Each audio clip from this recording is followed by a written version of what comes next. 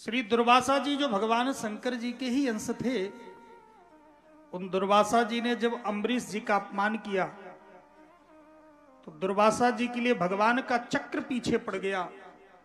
दुर्वासा जी इंद्रलोक, शिवलोक, ब्रह्मलोक सभी जगह रक्षा की भीख मांगी, रक्षा नहीं हुई। जब वैकुंठ लोग गए, त्राहि माम पाहि माम, रक्षा करो। ठाकुर जी ने कहा, हे दुर्वासा जी, अगर आपने मेरा अपराध किया होता तो मैं रक्षा कर लेता, समर्थ था, लेकिन अहम भक्त पराधीना, मैं भक्त के वश में हूं, सारा संसार मेरे वश में है और मैं भक्त के वश में हूं। अहम भक्त पराधीना, इसलिए मैं भक्त को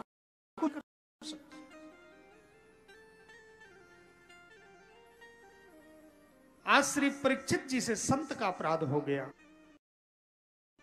जीवन में कभी ऐसा होता है कि अपने लड़के से भी गलती हो जाती है, बड़ा सुशील हो, सौम्य हो, सदा बन जाता है, लेकिन जब उससे अपराध बनता है तो उसके अपराध में समाधान करने के लिए उसके सुहृद जुट जाते हैं।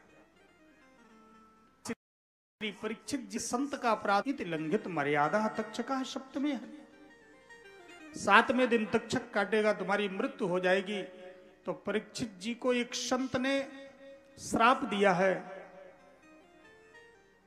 और एक संत उस श्राप का विमोचन करने के लिए अमृत पिलाने के लिए आ गए।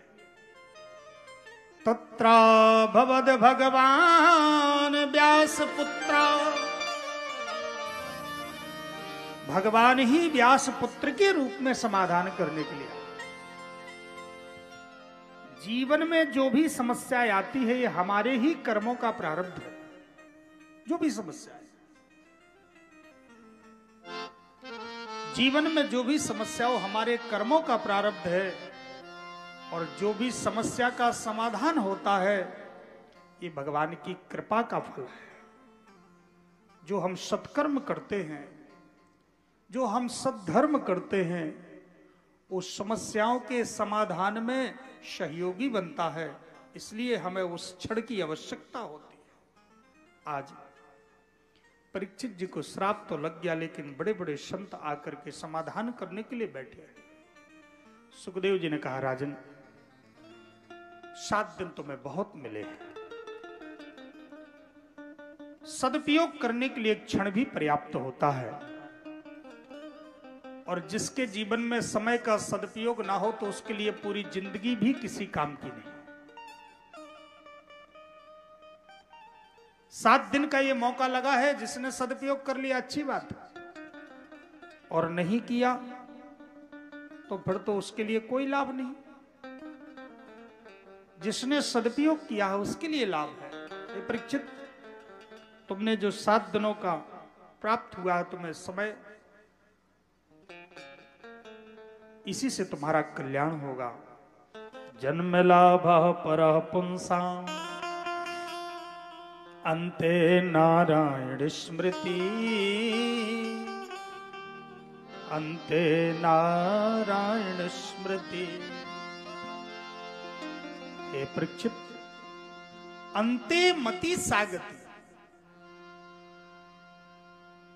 अंतिम में जिसकी याद आएगी वही बनना पड़ेगा। हमारी जैसी अंतिम में बुद्धि होगी वैसी हमारी गति होगी। जितने भी साधन किए जाते हैं, सत्कर्म किए जाते हैं, हे परीक्षित, अपनी बुद्धि को शुद्ध करने के, कथा चित्ता, कथा सुनने का परिणाम क्या है? बोले शुद्ध मति। ध्यान दीजिएगा, कथा सुनने का अभिप्राय ही है शुद्ध बुद्धि होना। जिस बुद्धि में नाना प्रकार के दोष आते हैं, जिन दोषों के द्वारा हमारा ये जीवन ही नष्ट हो जाता है, न जाने हमें कितने अपराधों का सामना करना पड़ता है, समस्याओं का सामना करना पड़ता है, अपमानों का सामना करना पड़ता है, वो हमारी बुद्धि शुद्ध हो जाती है। तो शुद्ध बुद्धि, शुद्ध मति, बुद्धि वो है जो संसार में लगती है, मति माने जो भगवान में लगती है। भगवत चरणानुरक्ता सा महामति। इसलिए परीक्षित, अब तुम्हारी शुद्ध बुद्धि को करने के लिए राजन बस इतना जान लो, तुम राजा नहीं हो, तुम क्षत्रिय नहीं हो, तुम किसी के पिता नहीं हो, तुम पुत्र नहीं हो, तुम तो केवल परमात्मा के अंश हो।